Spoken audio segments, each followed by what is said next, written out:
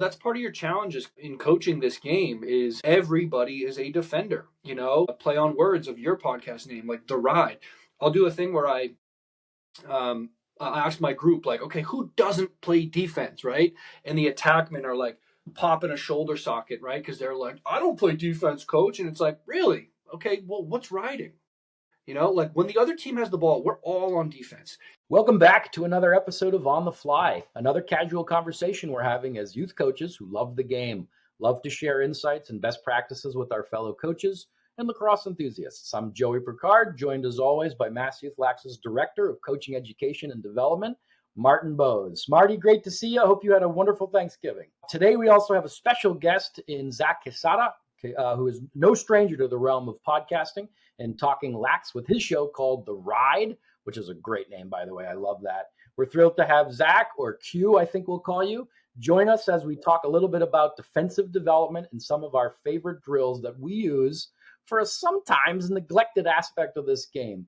Maybe so at the youth level, albeit an area that's 50% of the game and crucial to develop and drill. So we'll be talking about putting defense under the spotlight where it rightfully belongs. Zach grew up in Virginia and earned captaincy roles at both Catholic High and Auburn University as a defensive midfielder.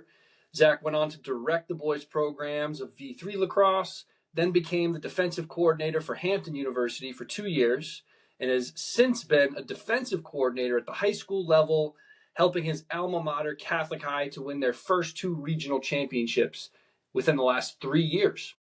Since 2018, Zach has also been an entrepreneur, has continued to create content, leading him to found The Ride podcast in 2024, where he's interviewed the likes of Tom Marichek, Mark Millen, Anthony Kelly, and many more credible names within our industry.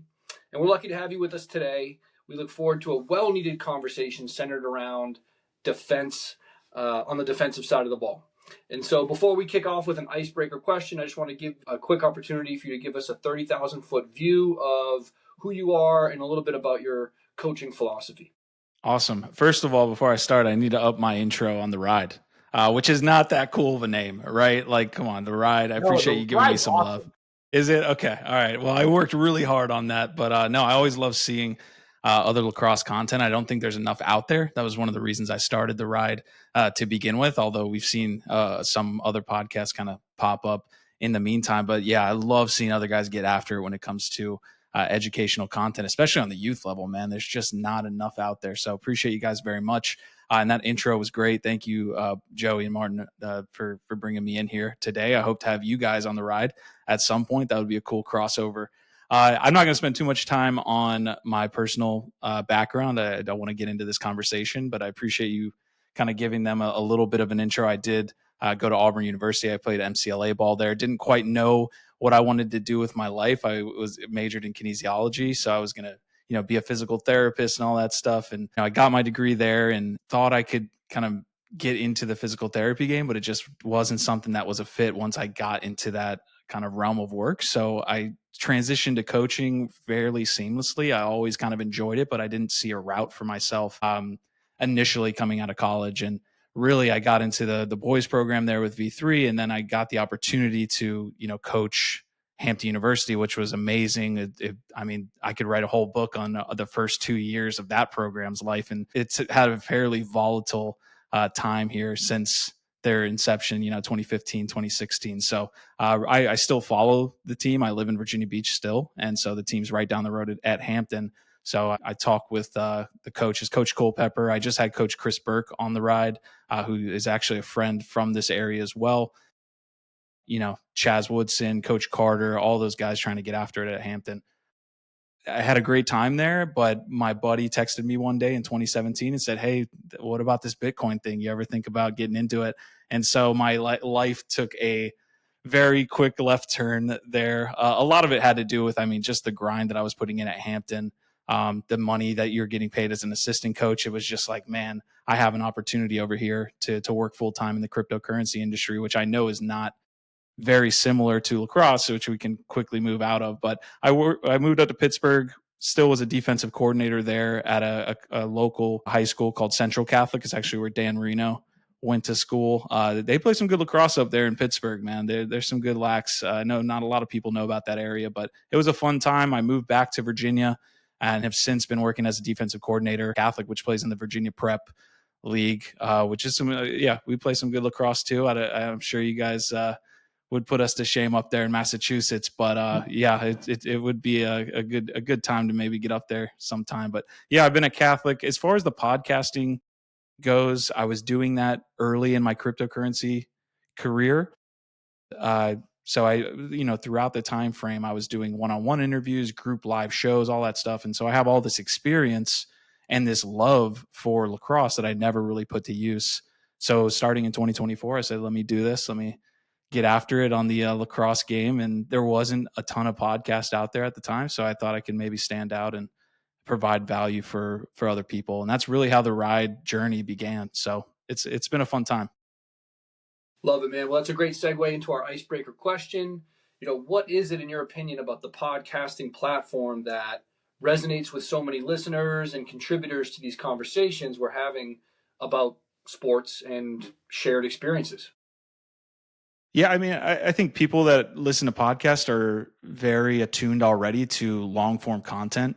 They're not, I mean, everybody loves a good doom scroll every now and then where you're hitting the 5-second clips, but this is long form content. You get into deep conversations. And so people come here for that. The variety is off the charts. When you think about podcast programming, you can find whatever you want. I mean, the guy that was helping me edit my crypto podcast had his own homeschoolers podcast that was just talking about people's experience with homeschool. I'm like, I didn't know that there was an interest in that. And so you have this variety of content that you get from these platforms that you could just find anything. And I think people that love lacrosse, love, coaching it and helping others, they find this one.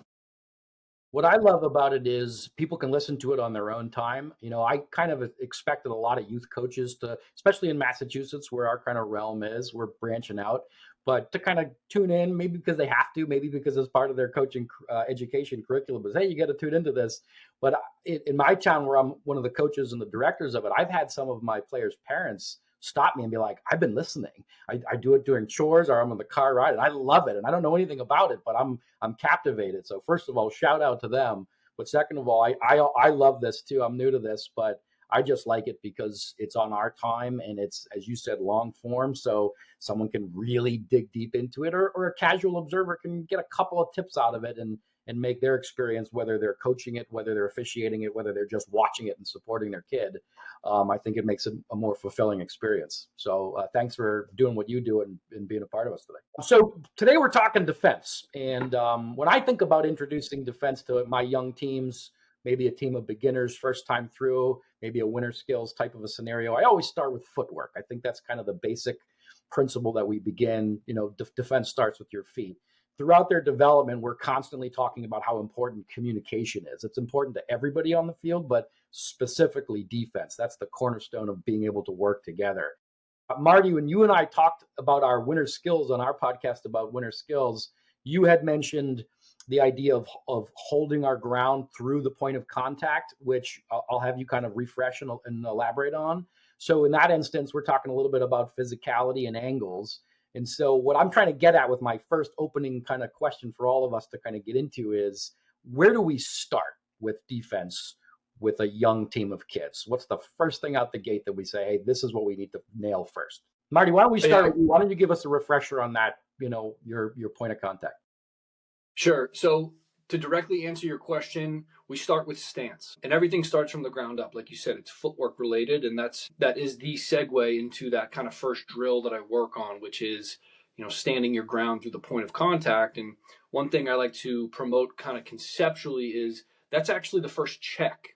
When I ask coaches or players, like, what's the first check that we learn? It's typically, for boys at least, it's typically a lift check or maybe a poke check as kind of your initial attempt at being disruptive. And what I would argue is, in order to prioritize footwork as a defensive player, your positioning is using your body and your footwork to get positioned correctly is the first check. Is that contact happening in a way that allows you to be in a good position? And then once you're in a good position, then that lift check or that push or that slap or that poke actually is kind of the second thing that you would do, right? Where your positioning is really the first. And so Standing your ground through the point of contact. I would really encourage listeners, if they want to kind of dive deeper into that, to go check out that winter skills episode.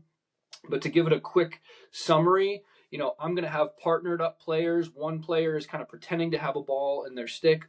Partner B is in their defensive stance, which we would have already worked on in our warm-up progression. That's through like our dynamic stretching.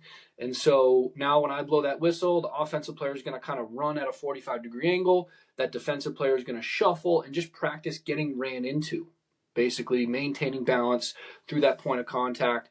And what I see that happens all too often is, we're working on defense, we're doing one-on-ones, and there's just too much space. And the defensive player never really gets a chance to get high volume of repetitions experiencing what is it like to be in the right position. And so that's how I'm simplifying it, to get them in the right position as a starting point of the drill and get 3, 5, 7, 10 repetitions in each direction of them experiencing standing their ground through the point of contact. Then we can start to separate offense and defense and make it more challenging in the aspects of like the approach and giving the offense more of a chance to be deceptive. But I tend to be more scripted in those reps so that they experience a high volume, feeling what it's like to kind of get ran into and have enough weight on the correct foot so that they're not off balance. And then, those stick checks, can be an option where it's not going to get you out of position.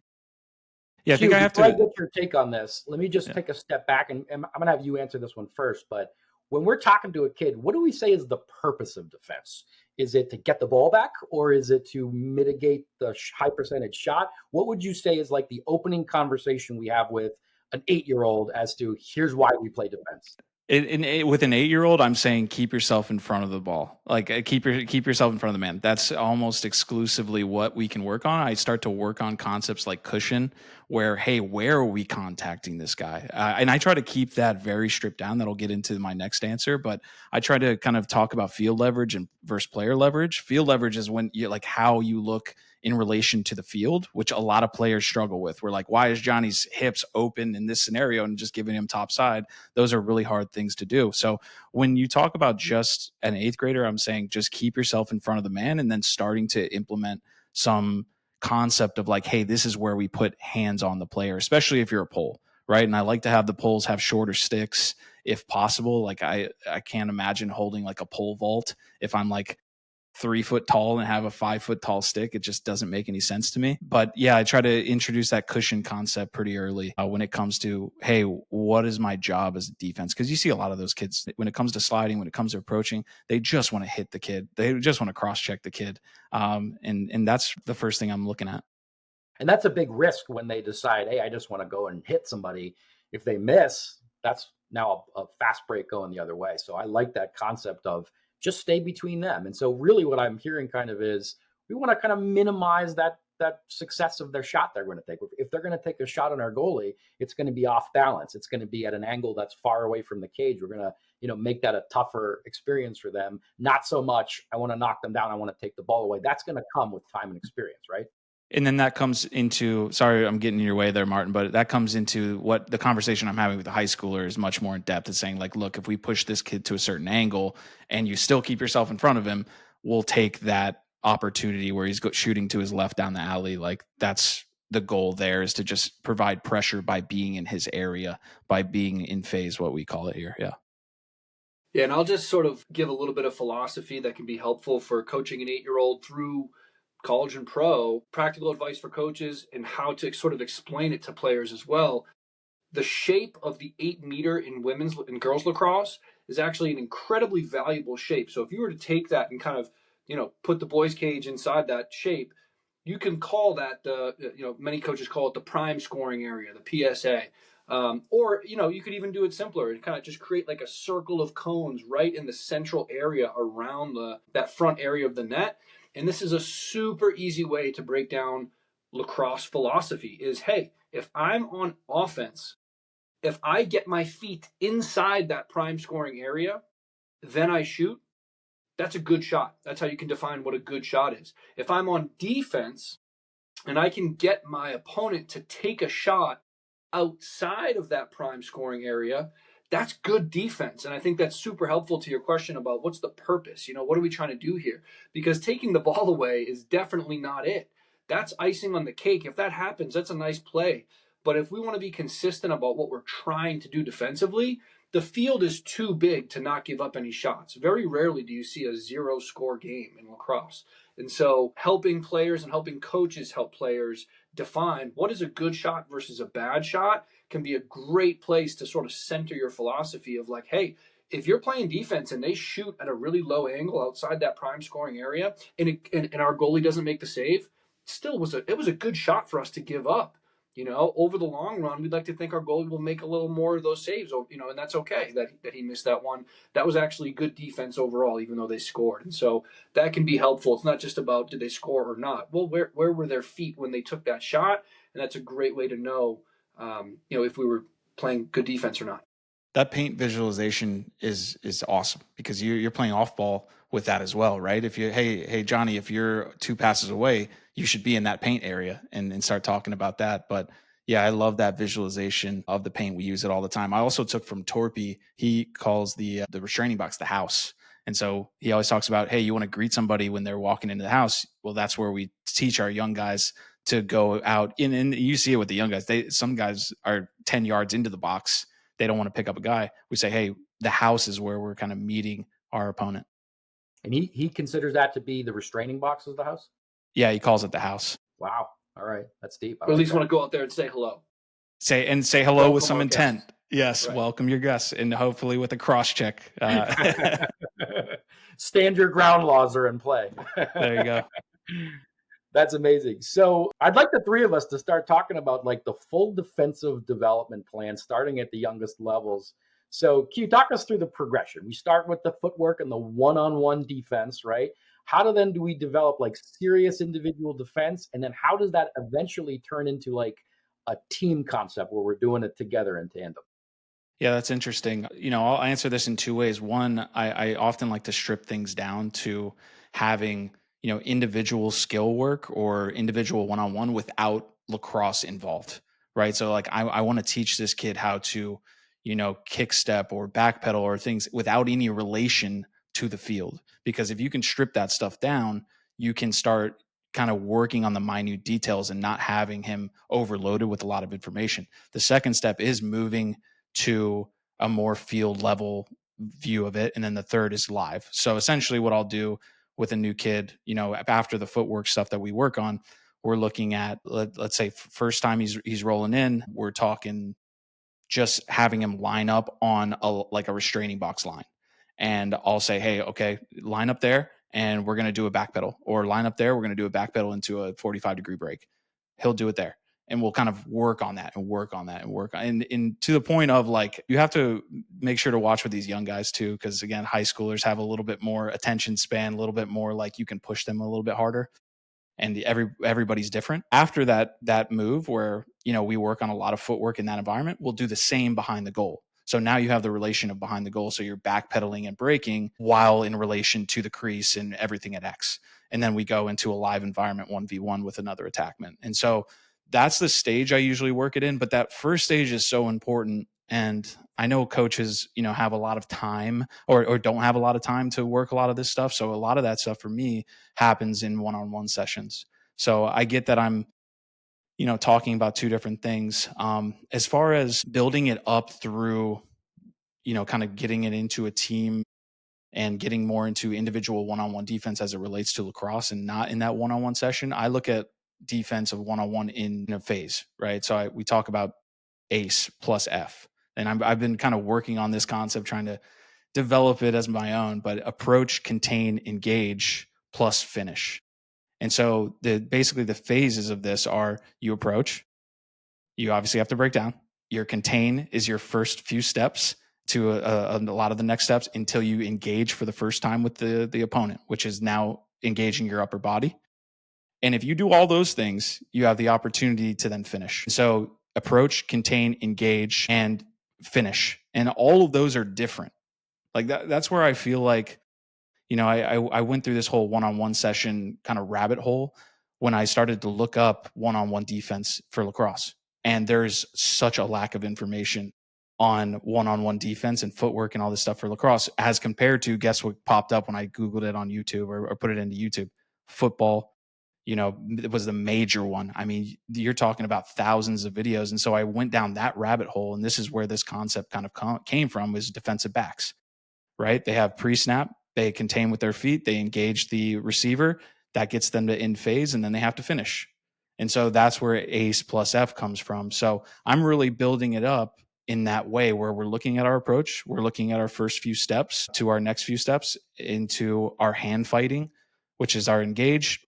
And then we're trying to get into an opportunity to finish, which is a whole nother deal that we could talk about. So I know that's kind of a word dump for those of you at home, but I'm looking to break my drills down to work on each of those concepts, sometimes individually, right? Like engage in having your upper body, contact is entirely different than your first few steps, trying to, backpedal, kick step, crossover run, maybe he's cutting back. Those are entirely different than working on, the little guys love when I teach them the chicken wing, when I teach them the Revo. These are all like upper body concepts that are more like wrestling to me.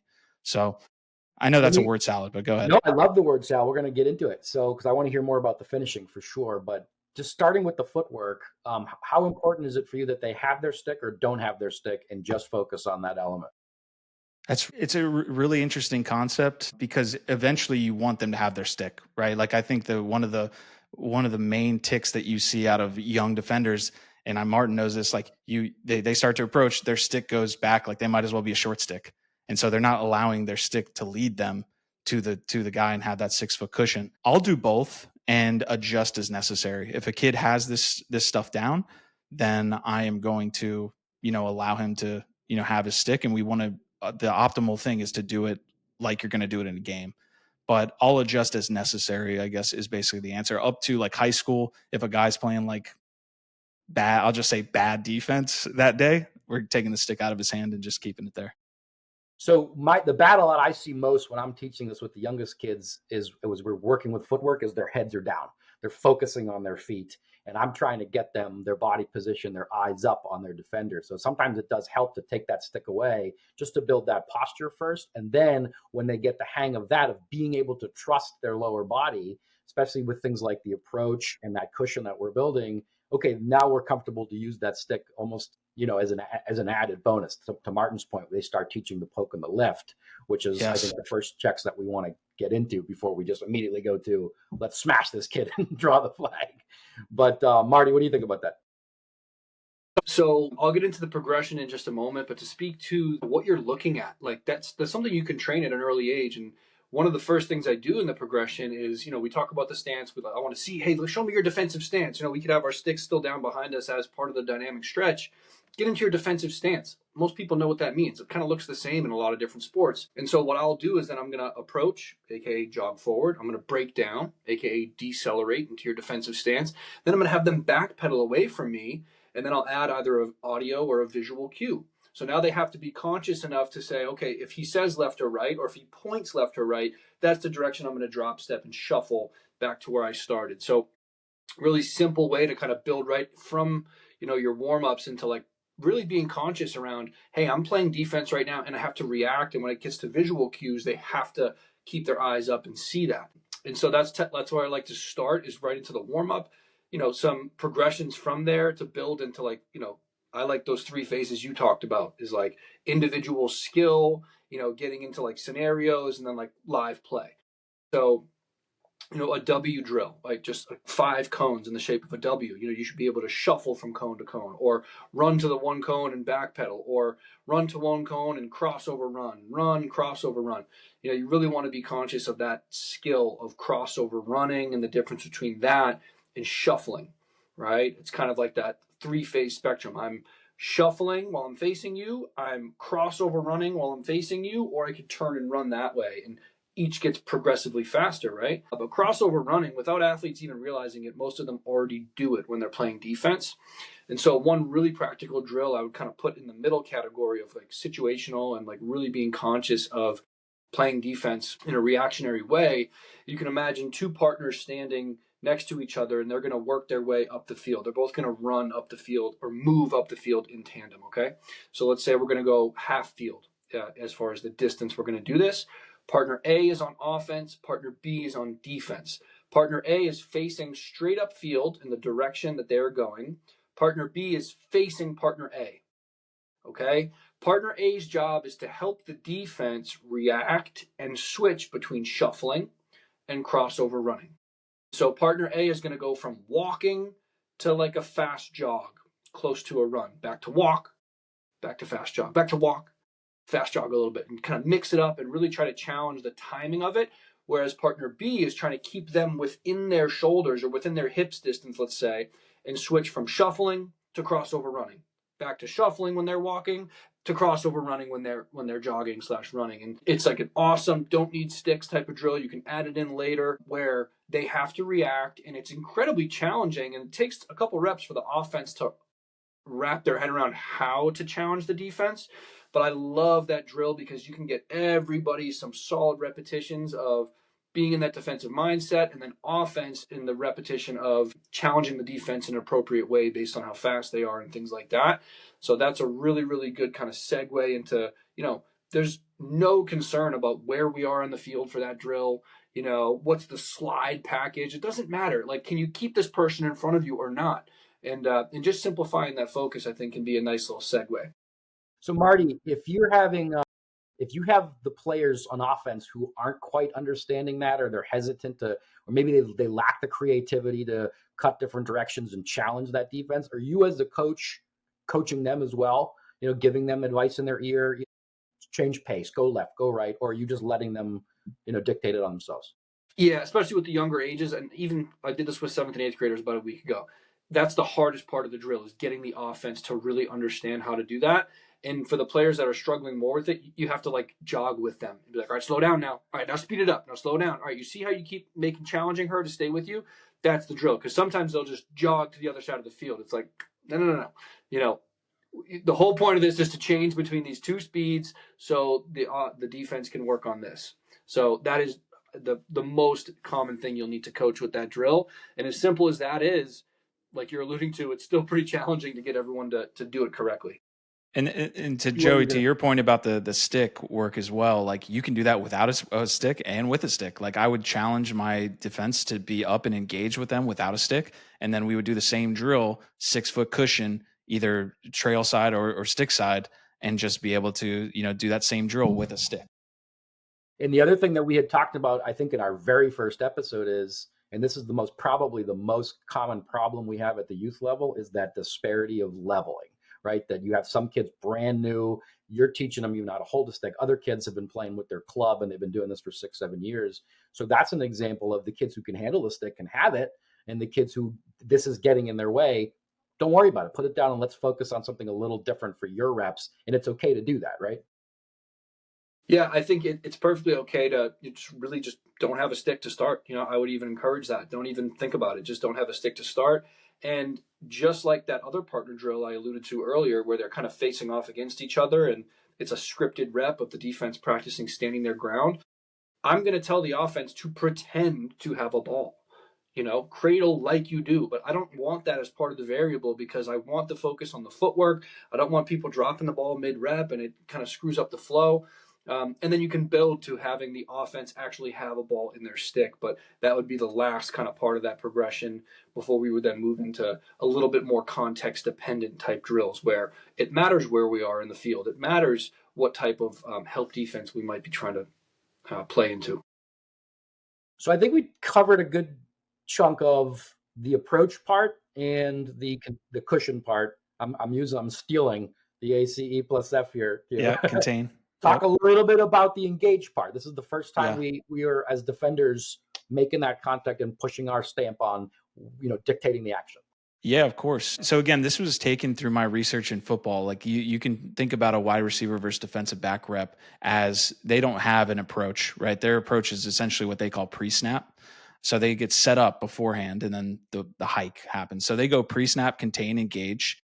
They go in phase is what they call what would be like I'm in I'm within your vicinity to make a play, which they would then call finish. So it's literally the same thing. I know there's a lot of variety when it comes to lacrosse, when like how long we're going to be in phase, or it's much more of a flow sport than the 6 to 8 seconds you get in football. But essentially the engage portion was interesting to me because, one, they're doing kind of the same contact when you talk about having 1 to 2 hands that they're using, and they're kind of bench pressing, right, or jamming. It's a lot of the same thing. So I looked at how those coaches were teaching it, and there were like little nuances that never get taught in lacrosse, and I was trying to figure out which ones would work, which ones don't. So like, I'll give you an example. One of the things that the defensive backs work on is punching with their inside hand. So let's say I'm lining up against AJ Brown. I'm a Cowboy fan. We just beat him, so it makes me happy to talk about this. So I'm lining up against AJ Brown. He takes his first move to the outside,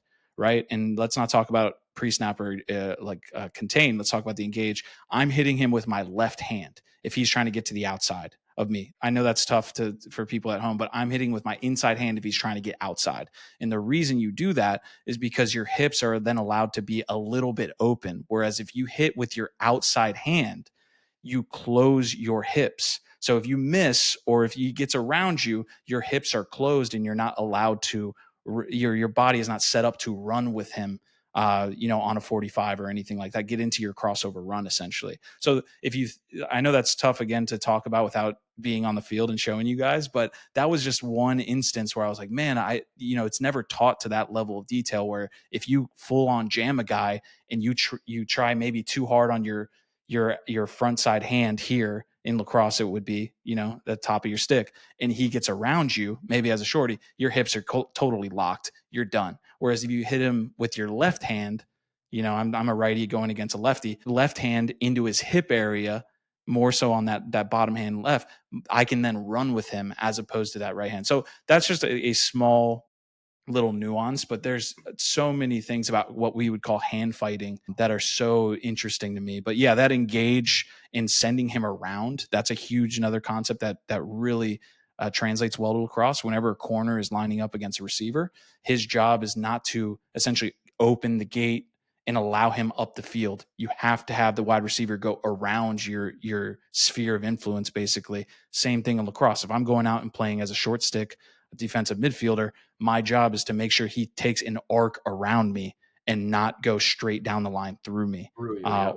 Exactly. And so those are like different, mechanics, but all those things apply. Like if you're telling me, how do I teach engage with my guys? It's teaching them a little bit about posture, right? And where to hit them. Don't hit them up in the shoulder is definitely a big concept. But yeah, talking to them about, hey, we want to send him wider, we want to contact him and be able to run. That's kind of what I get into with the engage. Honestly, of all the ACE plus F, engage is the one I've done the least amount of work on. But yeah, I'm fascinated to have the conversation with you guys about it. Well, I love a couple of things about what you're saying, and I have some add-ons. One thing I love is that you're pulling from other sports, and this matchup of wide receiver versus defensive back is so practical for on-ball defense. So I absolutely love this, and coaches should be pulling from other sports and techniques that are relevant. And that's what's beautiful about lacrosse, right? Is you can do that. I think engage, this phase of like actually, when you make that contact, this is kind of the make or break moment. This is usually where defenders get themselves into trouble or not.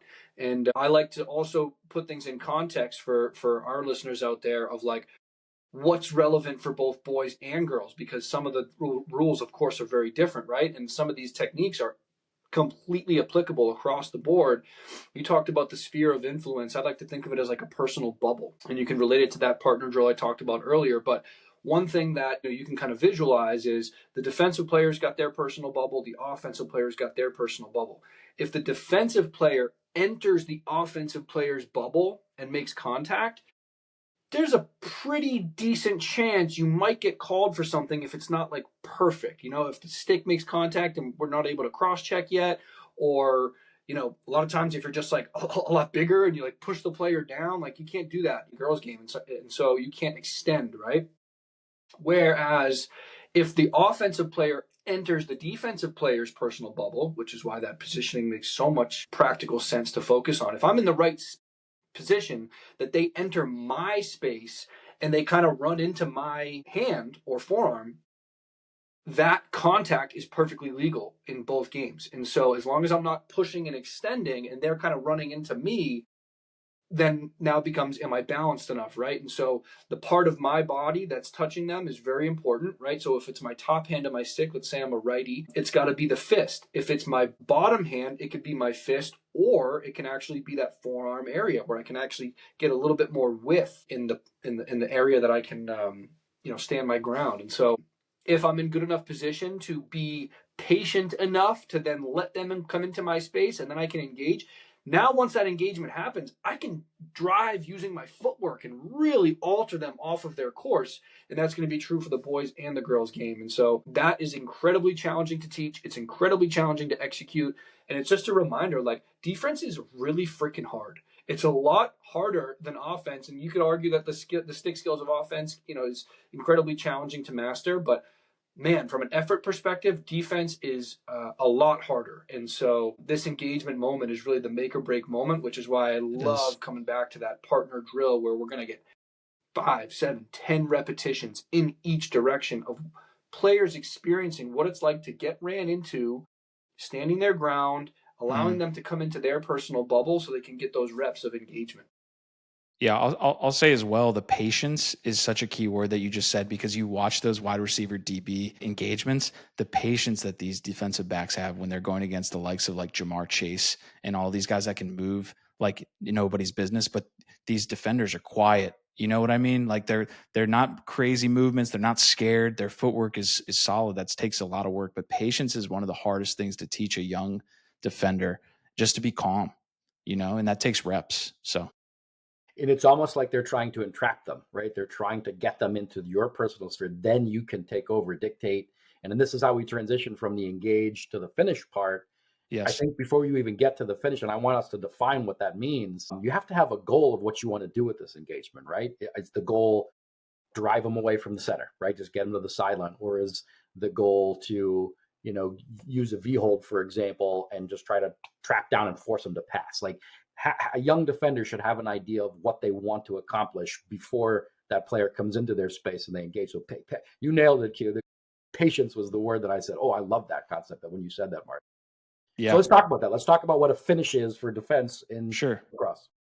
Yeah, so I guess just to cap off that, my favorite drill to do to work on the engage concept is what we call a dunk drill, where essentially you line up a bucket maybe 10 yards behind the defender. You have an offensive guy with the ball. He's just trying to dunk it in that bucket. And so what you see is, in the two traits that I see that happen the most in these youth practices, you either get bench pressed or you go Frankenstein, right? Like you're trying to reach too much for the guy. Or what happens more often in guys that don't play football, guys that yes, exactly, they get here, and then now you're exactly exerting. You kind of have to have a middle ground there, right, and hold it. So guys learning how to jam and be able to hold it so that they have that area to recover is super important. So yeah, I guess going back to the ACE plus F, right? If you approach, if you contain, and you engage correct, you have the opportunity to finish. And you see that with the wide receiver defensive back, right? If they do everything right, they're there to make the interception or knock down a pass. It's kind of the same thing in lacrosse. You do all those things, you're kind of in the attackman or that midfielder's area to then do what we call finish. You have the opportunity to make a play. And this is what I get on my defenders all the time about my high school guys is they do everything right, and then their guy kind of fades away and then passes the ball, and they don't really throw a lift check like Martin was talking about or anything. I'm like, dude, you earn that. You earn that opportunity to finish by doing all the other things right, and you just let them off the hook. And so I always tell these guys, like, you have the opportunity to finish. Now what are you going to do? So finishing is a fun concept for me, because I look at it like I was talking with Eric Ruppel, that was my latest podcast guest, and we were talking about, hey, what sports would you want your players to play the most that translates to lacrosse? My answer would be basketball, from just strategically, right? Football, I love the contact. He said wrestling. And I really like the answer, because when I think about finishing, man, I think about wrestling. When you're inside that 8-meter arc or in that area, it becomes a wrestling match. You have to be able to hold your ground, but also move that individual and move your hands outside your frame while keeping your frame. And so when you throw, and balance. And that's so I'm teaching my young guys love the Revo. They love the chicken wing. These are things that keep them balanced. I know V-hold is something that's taught a lot. I'm a big fan of the V-hold too. But the chicken wing, where you're kind of like cross check and he tries to get outside of you, I throw it like I tell him it's like a strike. It's like we're UFC, we're it's a wrestling thing. They love throwing that little pop when the guy tries to get around his bottom hand. And then with the Revo, where you're coming across with the right hand strike when a righty's going against a lefty while still maintaining your posture, these are things that these kids love. And it's really a wrestling match. That's how I see it with finishing. So I know that's kind of a rabbit hole. That's not exactly how I'd start teaching finishing to a young kid, but I love it. As far as what I would like to see most is just that bottom hand leverage, get under his bottom hand and dig up. That's it's the go-to. I hate the guys that, no, I don't hate the guys that do it, but like I hate seeing the guys throw the 3 slap checks. It doesn't do it. Yeah, I like that a lot. I think that's given me a helpful visual too of like how to kind of define that from a footwork perspective. To keep it more like specific to the guys game too. You see more and more of these like really, really incredible defensive midfielders now in the college men's game. And I don't know what that check's called, where they kind of get under one arm and it's like a crowbar or something. You see people flying all over the field all of a sudden now with these D middies that are just elite. But what I'm hearing, from a footwork perspective that's read for both boys and girls is if you do a good job with your approach, your containment and your engagement, you're basically now running alongside them in phase. And so I think that's the environment where, regardless of whether we're talking boys or girls lacrosse, you've got the most amount of options to either continue to engage and kind of push them out, or just run with them and wait for them to kind of wind up and there's your check, or it's that lift check if it's the boys game. So I think that can be a helpful, finisher, I guess, end goal of like, hey, if you're running alongside of them after the dodge starts to happen, that's how you know you're in the position to finish that rep. And then it comes back to that patience word. This is true, again, both in the boys and the girls game. Let's think of a dodger coming from up top that kind of goes down the alley. One of the most common things you see, defenders get excited and they're like, oh, I'm right with them. And then they run too fast and too hard. Offensive player hits the brakes, rolls back, and gets a beautiful looking shot from 7 yards in and 5 yards up or something, right? And so that's that patience of like, hey, I don't need to push them when they're like approaching GLE, right? I can just wait. And if they do hit the brakes, I'm ready to hit the brakes and shuffle back upfield to close that door. And that rollback shot isn't even an option. So that's really helpful to kind of put the context on that finish side of it. That's where I love that variation you did with running into a shuffle, that drill that you talked about earlier, that deceleration, that acceleration, boom, boom, boom. Love it. Yeah. I want to start talking drills in a minute, but I have one more kind of fun one before, just to kind of take this to another level as we develop from young to somewhat older, middle school, high school, beyond. Around 5th grade, we start to see the kids gravitate towards more permanent positions, right? At the younger levels, everyone goes out there. We go from defense to midi to attack, you're off. If you're lucky, someone raises their hand and wants to be goalie. The point is they try everything. But starting around middle school, they kind of start to want to specialize. And I guess my question is there a type, I'm going to put that in air quotes, a type of kid that's more attracted to defense than others? And if so, what are some of those common traits that we see those middle schoolers? Maybe, is it a little more physical? Maybe they have a bit more size. What is it? I'll let Martin take most of this, but to me, it's you can see the kid that wants to work all the time, and the kid that's just getting after it. Maybe not 100% of that possession, but a majority of it. He's got the mentality to be working like you need a defender working. So as far as like the sizing thing, the only thing I would say on like a personal anecdote, like I was a midfielder, I should have been a defenseman. I would have been a much better defenseman because I was more quick than I was fast. And so like up in the open field, it was just, I never had the, coaching guys look at me and say, hey, this guy would be a better, defender. I didn't have the stick to be an attackman, but that's the only thing I would say is like midfield, I feel like is the one where maybe you should look early on and say, is this guy going to be, big enough to play midfield, big and fast enough? Because that's what you see, at least at the top levels. Yeah, I can share a little bit of what I've seen over the years. It kind of, it brings a smile to my face. I think about players who over the years, it's like, I just want to hit kids. Like I'm playing defense, and That's usually the player that really needs to work on footwork and, stick skills. You don't need to work on hitting kids. You've already kind of got that mentality. And then you've also got the type of kid who's naturally more competitive in, say, like a 50-50 ground ball battle. Like that kid's going to take the defense, I think, a little bit easier. But where my mind goes in this question is, that's part of your challenges in coaching this game is everybody is a defender, play on words of your podcast name, like The Ride. I'll do a thing where I ask my group, like, okay, who doesn't play defense, right? And the attackmen are like popping a shoulder socket, right? Because they're like, I don't play defense, coach. And it's like, really? Okay, well, what's riding? Like when the other team has the ball, we're all on defense.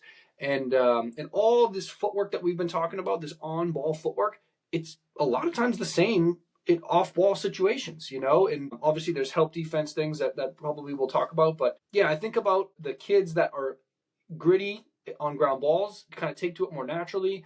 And I also think about this is a perfect time to reconsider your challenge as a lacrosse coach being getting everybody to be a defender, getting everybody to buy into that mentality, because about half of the game we're on defense. Yeah. It's funny. There was a trend. There was a time when a lot of lacrosse started from football, and they said, we need something to do in the spring to keep us active and engaged. Go play lacrosse and hit somebody in the spring. And a lot of times you see the close D are the big boys, right? The offensive linemen. And I always hated that. I really do. I think we should give them sticks and teach them how to use that to their advantage on attack. I like lean, fast. Those are the kids I want to see gravitate towards defense. And I think it's happening. I think we're starting to see more developed in that way, because you need that speed, that balance, that body position. You can't just be a big body who's just going to slap check and think, mission accomplished. So I do think we're trending in the right direction there. But there was a time, 90s and early 2000s, when it was 3 offensive linemen, give them a long pull. Yep, it was, and they couldn't clear to save their lives, and now it's like the opposite. That's what I love is this transition where all defensive players are now, and to kind of put a play on words on your question, it's not so much convincing certain players to play defense; it's convincing the defenders that they need a good stick. And there's a ton of highlights out there that show them that these days to not, I remember the 2000s where it was offensive linemen. Now it's like guys need a good stick. That's what college coaches are looking for. And so it's fun to just see the defensive talent on display from a stick skill perspective.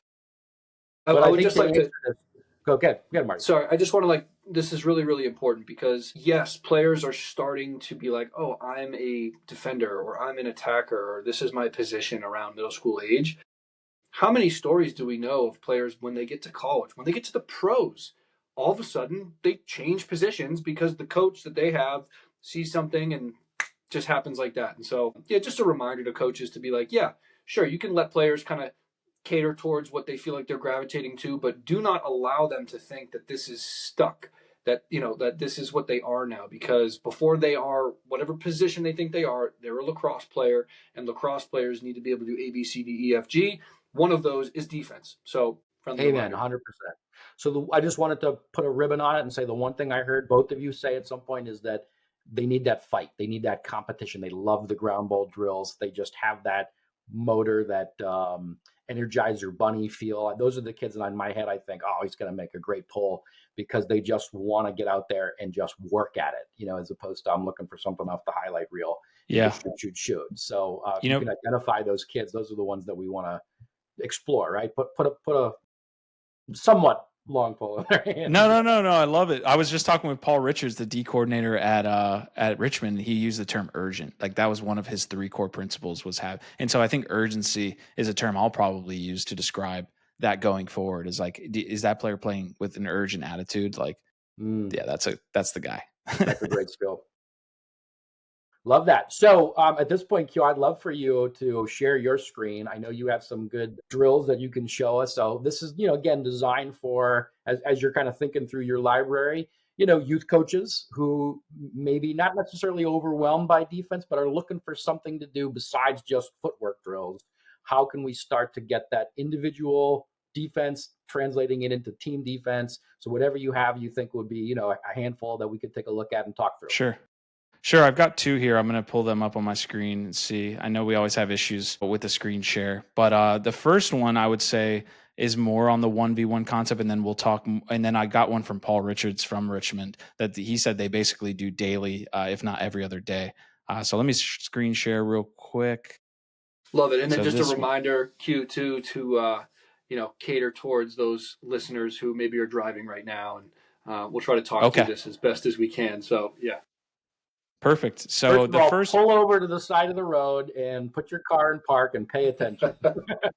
Awesome. All right. Now that you're on the side of the road, here's the first one here. I call it hunt and gather. You could also call it running back, linebacker, and it goes again to that multi-sport feel.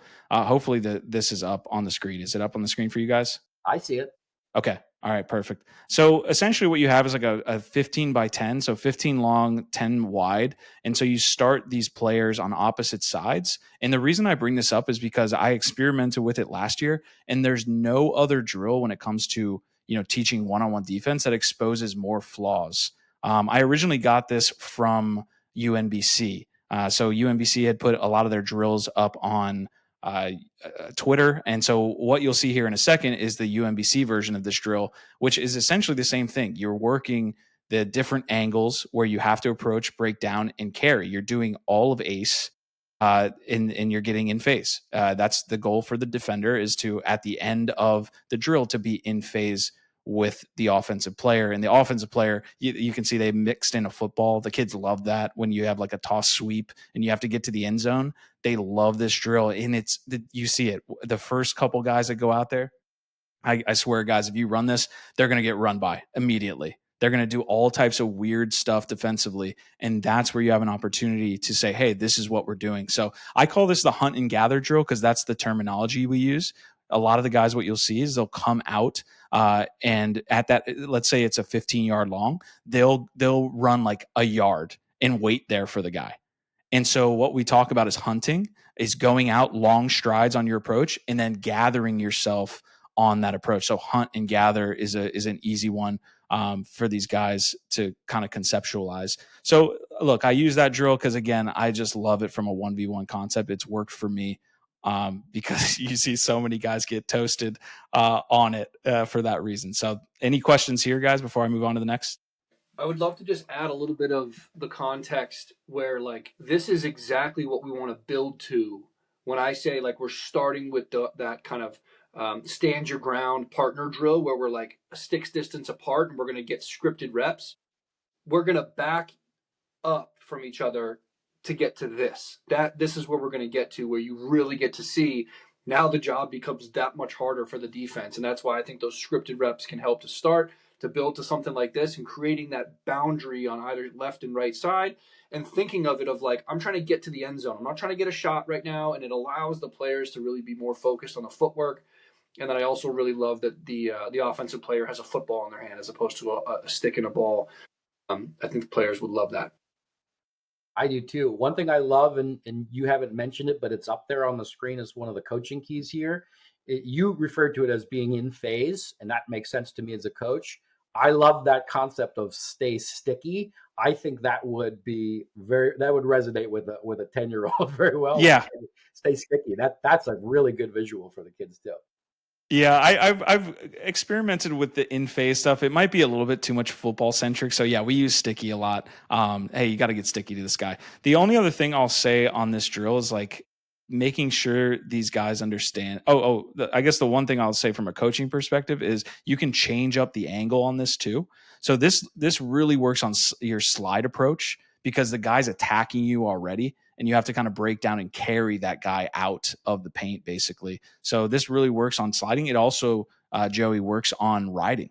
We talked to, you can get your attackman in this drill and say, hey, you have to turn the guy back, right? That's an interesting one you can do. So it's a really good drill. So I won't put too much time on this one. We'll go to one more quickly. Okay, what's success for the offense there? I know what the defense is trying to do. Is the offense just trying to make it all the way through that 10-yard area? Yep, that's the beauty of it. Score a touchdown, baby. Everybody gets that. Awesome. All right, let me see if I can get to Coach Richard's drill. He actually sent me this week, so this is awesome that I get to share it. Okay, you guys can see that. So this is, again, it's not a lot of team-based stuff. This is very stripped down, which is what we want to do when we're talking about approaching and these things. But you can see it's basically passes around the perimeter, and we're working on our positioning off ball. One thing that Coach Richards was talking about is something he pulled from Coach Albarisi from Army, was doing your work while the ball is in the air. And so you can see these Richmond players are all working out to a point where they're approaching, and as their man catches the ball, they're in perfect position. And that might be something that's super small, but it's one of the reasons I think Richmond is so successful is just their focus on really perfecting small things like this approach. He also teaches stick to the inside. That's an interesting debate we could all have, teaching defenders stick to the inside. I've never been that guy. I've always been, stick in your dominant hand, but you could convince me maybe over the next few years to start working that in. But any questions on this? It's again, fairly simple drill, but you can see, working on, very critical things on your approach. Well, I'd love to just talk through one or two things I'm seeing here, which, maybe for any of the listeners out there who never pulled over, this might be helpful. You got, the ball is getting passed around the outside. There's kind of 4 points. And I also see a section of cones, a square of cones in the center of the crease. And there's always one player in that area, and that's where players are recovering to after they approach the ball. So I think this is an awesome one because you've got that context of, hey, when you're not covering the ball, you need to get in. You need to help in, and maybe you call that area something unique for your team. But I think this is like a really good segue drill of like, hey, we just practiced the one-on-one skills.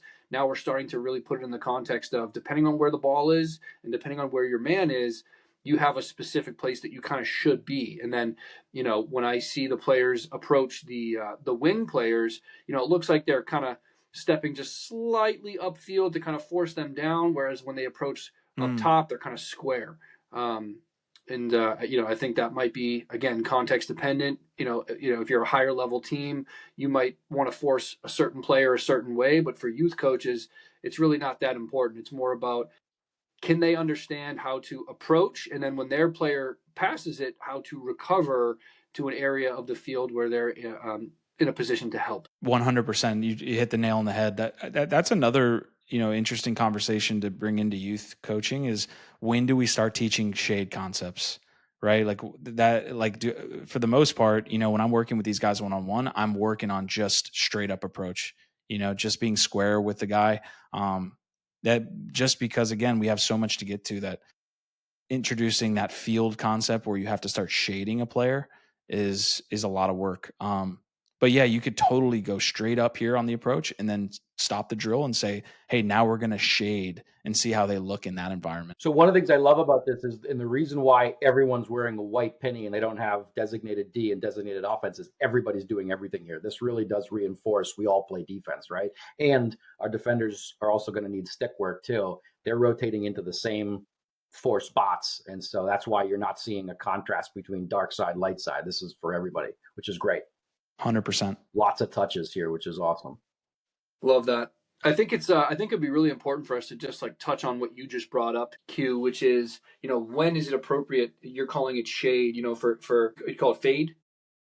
Shade. To shade to one side, right? And for maybe a coach that's not really picturing that, if you think about playing it square, you've got kind of both feet equidistant to your opponent. When you start to shade, one foot is closer, aka you're trying to force them in a certain direction. And what becomes very apparent to me through my years of coaching is that same way you're going to be better on one hand, you're going to be better with one foot in front of the other as opposed to the other side of it. So, a lot of times for righty defenders, for right-handed players, their right foot is better. Their right foot is kind of like better being the top foot. So they end up being really good going against, let's say, a lefty who wants to go left, and they're kind of closing the door on that. They're kind of leading with their stick and their right foot out front, forcing them to their weaker right hand.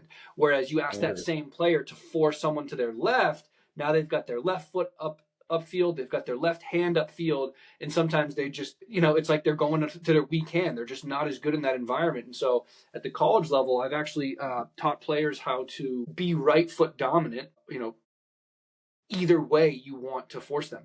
So you can like make it a more traditional kind of arced approach to force someone to their right as a righty, or I can actually end up making a similar arc approach, but I'm almost kind of trailing them as they start to go to their left hand. I'm kind of trailing them, so I'm still kind of leading with my right foot. So you do need to end up practicing, hey, for those players, when we do the scripted partner stand your ground reps, a lot of us need to get extra repetitions going towards our bottom hand because we're not as good at getting enough weight in that foot, and we need to build confidence using that fist and using that forearm to get ran into and not lose our balance, right? Using that contact as what allows me to take the drop step. I don't need to stand someone up. When I say stand my ground or maintain balance to the point of contact, I don't mean I got to stand them up and they need to fall over when they run into me. It just means if I drop step in the direction and I never made contact, a lot of times I'm just going to be chasing and I'm kind of beat. Whereas if they run into me and that forces my drop step, now I'm running right with them and I'm in a position to finish. So, just a helpful tool for coaches. It's never too early to sort of start to think about, hey, let me see you try to force him that way. Let's put our right foot in front for this rep. I think that you can start to introduce that pretty early, and without going too far into the weeds of like, why we're doing it and where on the field it might make more sense. We don't need to get into all that, but in an environment that you brought up in that first drill, where it's kind of a structured, hey, here's our alleyway, here's the end zone. And you brought up the scenario of I'm going to try to get the attack to practice turning them back. Those environments are a really good way to experiment with, hey, shade to one side of this and see if you can force them. Even if they do get in the end zone, it better be on that half of the end zone. Don't let them get into this half of the end zone. That can be a good way to create that environment to see them practice that shading concept. Yeah, I think one of your biggest goals as a defensive coach when they're younger and even on up to, whatever level, but definitely when they're younger is like the kids don't know enough to know about variety and create. And some start to get creative, don't get me wrong, but it's almost like you have to flip that switch and then they'll start doing things. Like once like if you leave a young guy out there and you're just like one-on-one defense, there's a chance that he'll only ever cross check until he gets to high school. Or he'll only go stick side and try the V hold until he goes to high school. But if you start to tell them about these other things, hey, why don't you try a V hold there? Like I've seen you do the cross check hold a bunch of times. Try to go stick side and see what happens. Or if he's big into cross check or big into V hold, hey, why don't you try your cross check hold and add in like a butt end pop or try this chicken wing. And then once you start to do that, you kick off their creativity. But making sure they're not one dimensional at a young age is like your number one goal, in my opinion. Having a lot of different tools in the arsenal to use. Yeah. Yeah, and I'll jump in here before we switch to our Q&A section. It's a very personal story for me because going from my college lacrosse, I was really an offensive midfielder. I played a little bit of two-way, and then as I became more of a dominant dodger for my team, they wanted me to be fresh, come out of the box to dodge, right? And so I really was focused more on offense. Fast forward to then, my first year in the pros, I didn't even sniff the field my first year, 2012. And so then it was like the next year, it was like, hey, if you can, figure out this D midi position, you got a chance of getting on this roster. And it was like, that's all I needed to hear. So then I just went all in on trying to figure out D midi, but I had never done it before. I was figuring everything out on the fly, and it was like, I didn't have a plethora of like types of checks. It was like, get a good cross check and lift. Like that was it. That was my foundation. Now watching all these, these crowbars and all these different lifts, these different types of checks, I'm like, this is incredible. This is really, really incredible. And I just think there's something to be said about having that open mind and defense being such a valuable skill set for any lacrosse player. A goalie coming out of the cage at the end of a game to double team. How valuable is that if they have some solid footwork foundation of how to funnel someone towards pressure and things like that? So, it's near and dear to me because it was the reason I ended up getting on the field. And then as I started to play more box lacrosse, I started to earn more offensive reps at the pro level. But, my ticket onto the field in those early days was you figure out this D midi thing and you get a chance. That's awesome. Really is. All right. So we do have a couple of Q&As coming in from outside coaches. We're going to eventually tape some of these live and get them in the chat function, but we shared our topics with some youth coaches and got a couple of good ones, some long ones. So bear with me with these. But here's the first one. We live in the age of technology and social media, and let's face it, highlight reels. Kids ooh and ah over swim moves and corner shots on the run. But for the defensive kids, it's usually a well-timed stick check that creates the proverbial yard sale and gets the kids all excited about defense. So, as modern day youth coaches, do we fight that and mandate the fundamentals only? Or do we embrace the fun and fanfare that defenders rarely get, but they relish? It sounds like the guy was just listening to our last topic, but I'll just answer it with that. No, like just let them. You have to spark that creativity, because if you spark the creativity, Will, it just starts going by itself. If it never gets going, it doesn't flywheel. But if you teach a kid that chicken wing, then he'll be like, I want to learn this other one, and he'll do it on his own. Now, that being said, again, I'm working with these youth guys in both the one-on-one session and the team session. I get that a kid can't be throwing a over the head check every time he's out there. There's a healthy influence, but no, you should always lean towards letting them learn things and being curious. Whatever they're curious about, double down on it. Yeah, I think that question makes me. Sorry, go ahead, Joey. No, I was just going to say practice, practice, practice, because you know they're going to miss and hit the helmet. So get that done at your practice so that it becomes cleaner in the game. Right. Yeah, that question brings me back to the point I already made, which is worth reemphasizing. If we can train our team to get excited about giving up a bad shot, I think that's like a huge win. Seeing some cool check, or even if it's in the girls' game, it's like, someone's hanging their stick and they make a legal check and the ball falls on the ground. Like, we better hear some, cheering and some clapping, right? Because that's a big time play. But what if I had my whole bench going nuts because they had a good approach, and the player kind of went down the alley and took like a really low angle shot that the goalie was like, thank you. It's like, nice defense. Like, let's go. If we can learn how to celebrate those fundamental, the foundation of good defense in the context of, was that a good shot or was that a bad shot to give up? I think that's a huge win for coaches. And, that's not to say there's anything wrong with hooting and hollering over highlight reel type plays, but if we can get that same level of enthusiasm over the simple things, you're doing something right. So we talk as coaches about what we value is so important, and I think that's a perfect example of defining lots of different ways that we can, to continue with the ACE plus F, the finish, right? There's lots of ways to finish, and getting that low percentage shot because of your angle or something that you did that might not be sexy, might not be highlight reel level, but it was fundamentally sound. We as coaches value that and embrace that and give the fist bumps and high fives and get the bench excited. I think does wonders for that. I really like that. Yeah. Paul Richards, I was talking with him and talking about, is there a room for a takeaway defender at Richmond? Because they're often, categorized as such disciplined defenders, not, he's like, look, man, like, first of all, if a guy's going to throw it, he better hit it, or else I'm going to be the first guy. Second of all, he said, we lead the nation sometimes, or like in the top category in turnovers. It doesn't have to be the turnover that's that highlight reel turnover. They just create a lot of turnovers. So yeah, 100%.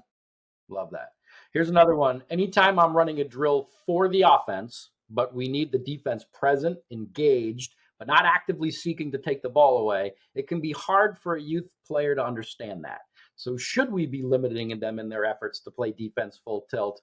Is there an easy way to get them to understand the role they have to play while we work on our offense? That's a tough one. I think the kids have to understand. I don't want to say have to, because they're young, they're youth. It's going to be a range of understanding and knowledge. But if you can get a kid to understand the constraint aspect, like, hey, this is the constraint we're putting on this drill.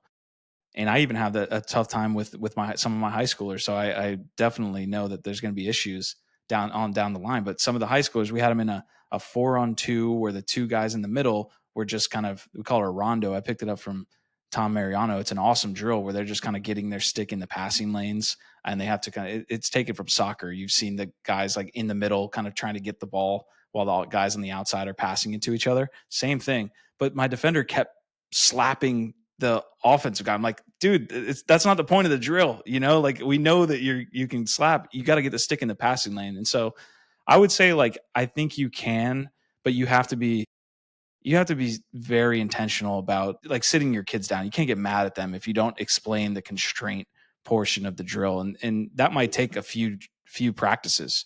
Maybe on the 5th or 6th practice, they might start to understand what constraints are and why you do them. So I know that's a tough a roundabout answer, but I think you got to teach the kids constraints. Yeah, it's a good question, and it's a challenging one, like you said, Q. I think probably the lowest hanging fruit I'm thinking of is that's a time where you should take the stick away. And I think that second drill that you showed is like that could be for the offense. Maybe I think that the rotation of what we were seeing in that drill might be harder for a youth coach to facilitate. But if we just had 8 players, let's say, and 4 of them are on the inside playing defense and 4 on the outside moving the ball around, that could just be for the offense to pass the ball around the outside while the defense is working on that approach and on that recovery.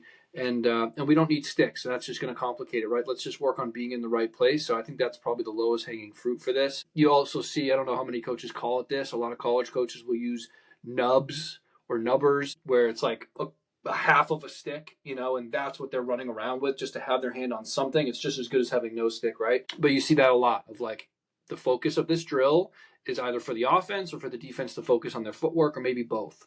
And either removing the stick or doing some nub of a stick can be a helpful tool for coaches. And communication is key. You nailed that. You just have to talk through what those constraints are and give them a little bit of grace as they get through that. But this is a two-way street, because I'm definitely running defense-oriented drills, like the trash can drill I really like. It's a different version of the trash can drill that you mentioned where they're dunking it, but it's more where they're connecting with that hole, that area, that crease. And all I need is for the offense to just pass it around, right?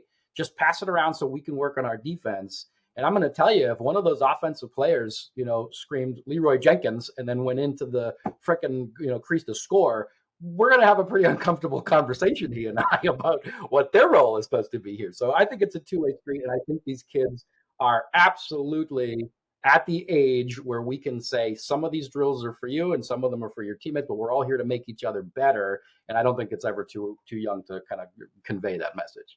Well, first of all, it sounds like that's happened to you before, Joey. All right.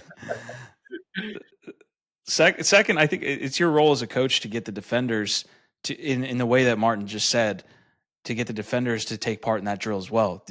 No kid wants to just be a cone, like have them do something while the offense is doing something. So it's a challenge, but that's the coaching.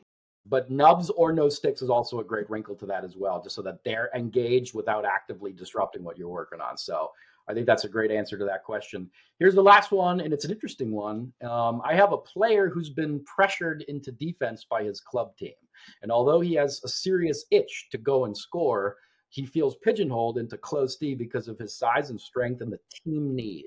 And I can understand it. He's a tremendous defender, has a bright future there. He looks forward to town lacrosse with me because he gets to scratch that offensive itch in an environment with less pressure. So he gets to play attack for us. While I'm happy when he's happy, is there any credence to the thought that time spent away from what will most likely be his position in high school and beyond is wasted opportunity? And Martin, you kind of already addressed this, saying, what you play in 8th grade does not dictate what you're going to be down the road. But the core of this question, I feel like, is time spent away from your primary position hurting you? It's an interesting one. I think to just I love the thought put into this. The short answer is of course not. It's definitely not a waste of time. I would want to have a conversation with that athlete though, where it's like, you feel like you're getting pigeonholed into this, and do you not enjoy playing defense at all with your club? You just happen to be good at it. Is there some sort of skill to joy matrix that we need to have a conversation about with him and their parent potentially? But the short answer is no. And of course, having good stick skills and handling pressure and playing an attack type position, you could argue is going to make you a better defender. Seeing things from the other side of the ball can give you a great perspective, so that when you do switch to being a defensive player, you know what it's like to play attack. And sometimes that can give you an insight into how to be more disruptive and more annoying without using a a worse word to your opponent. So I think short answer is no, but I do for that coach to maybe consider having a conversation with the athlete and potentially the athlete's parent of like, is there something that we can do to like make playing defense more fun, so that you're not kind of feeling that pressure of like, oh, I have to play defense because I'm being told. It's like, well, first of all, everyone plays defense, and second of all, if you're excelling at that, is there something we can do to bring the joy out of it more as well? Love that answer.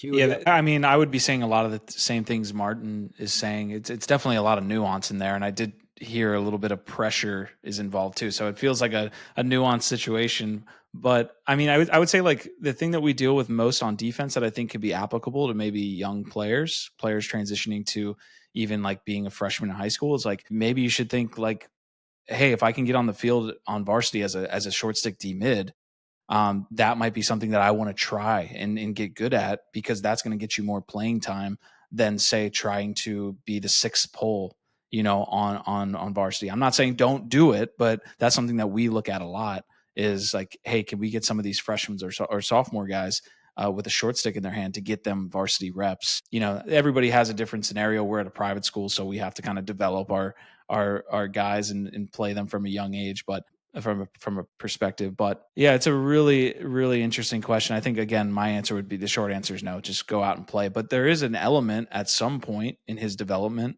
if he wants to play attack and they keep making him play defense, that gets a little dicey, So I guess I did a terrible job answering that question, but yeah, the short answer is no.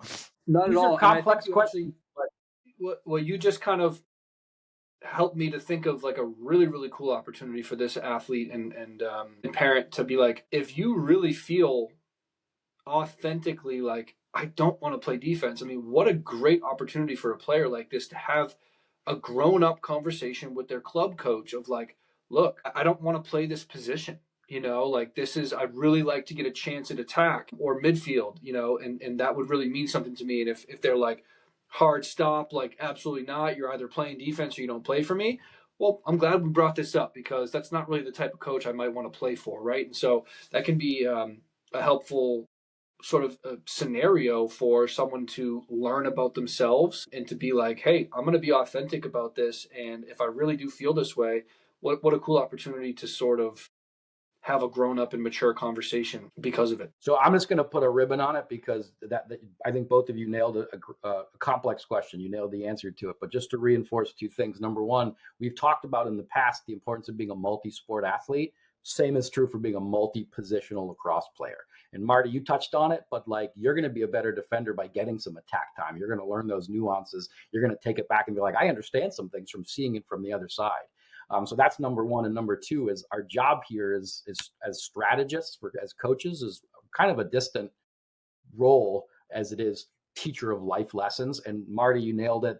This is a great life lesson for this kid to advocate for themselves, to have that conversation with the coach, to find out if this is a program they want to be in, if they're not going to listen back. It's a two-way street. So prime example of one of the many ways that we're not just teachers of X's and O's, but of life. And so I think that's a really astute way of addressing what sounds like a troubling situation for somebody. And it shouldn't be, because this should be absolutely fun. They should be abundance of confidence coming onto the field. They should be thrilled to be a part of the team and the program. And if they're not, they have to have some soul searching. And it's our job to kind of hold their hand and do that with them, right? This is awesome. We could have talked for 2 more hours. That's become the theme of all of these episodes, is that we're barely scratching the surface. Zach, we'll have you on anytime. This was amazing and love to return the favor with the ride. And in the meantime, I just wanted to thank all of the folks at Matthews Lax for helping to power these conversations that we have. I want to thank all the viewers for coming in, and we'd love to get some feedback, some drills that you like on defense, more questions that guests like Q can answer with us, and Marty and I as well. So we appreciate everybody for your attention. And Q, thanks for joining us, and best of luck with your endeavors. Marty, you got one last goodbye for us? Yeah, I think maybe one big picture thing that we need to sort of mention that we didn't talk much about today is training and emphasizing communication on defense. That really is one of the foundational pillars. And I think this is a good opportunity for youth coaches to get the foundation of their vocabulary. What do we call approaching and breaking down? What do we call, marking up? What do we call? Do we have a word that we say from the sideline where everyone calls out the number jersey of who they're covering? Do we have a word for pressing out on adjacents? Do we have a word for being, sliding from the crease versus sliding adjacent, right? Like, so the communication on defense, I think, is arguably more important than, say, on offense. If we were to compare it, it's obviously important in both scenarios, but just wanted to make sure that we touch on that and just say, that's a foundational pillar of defense is the communication, the conversation that's happening out there. And for coaches to see if, challenge yourself to get your players to talk and be loud and have your goalie communicate about where the ball is and some of the simple things we can say, I got ball, I got left, I got right. And then as you advance, and players are more understanding of the game, to start to direct and to not just say I got ball, but like, hey, you're hot, like you're my fill, or so there's a lot of things that need to be considered when you're teaching defense around the communication. So I just want to make sure I brought that up. No, I appreciate that. Thank you. But yeah, Zach, anything else? Appreciate your time, Q. I mean, no, this was a great conversation, man. An hour 25, it flew by. The one thing I'd say on communication is like the listening portion. Like I get guys that come up to me at that high school level and they're still kind of like, I think that Paul Richards was saying the stream of consciousness where they're just talking all the time. I love that. Like it's better than not talking. But at the same time, if you're talking all the time, are you listening? And so like, I get it at youth. We really need to hone in on the talking piece, but make sure they're saying things that are vital as well. Once they get that talking piece down and that they're listening to their guys. So this was a great combo, man. I appreciate you guys. I'd love to have you over on the ride. We'll set it up, make it happen in December. Awesome. Well, thank you very much. We'll see everybody next week. Sounds good. Well, just one last closing remark, which is, Q, where can we send people to find the ride? Do they just Google that, or is that on Instagram and everywhere, or what? So on Instagram, it's theride.talk. But if you type in the ride, it should come up. If you type in the ride lacrosse, I'm sure it is going to come up anywhere. So on Spotify, if you type in the ride and it doesn't come up, just add lacrosse onto it and it should come up. That's where you find me right now. Instagram, YouTube, Spotify, Apple Podcasts. That's where we're at. And we'll put all that in the show notes too. Thanks, guys. Good stuff. Thanks, everybody.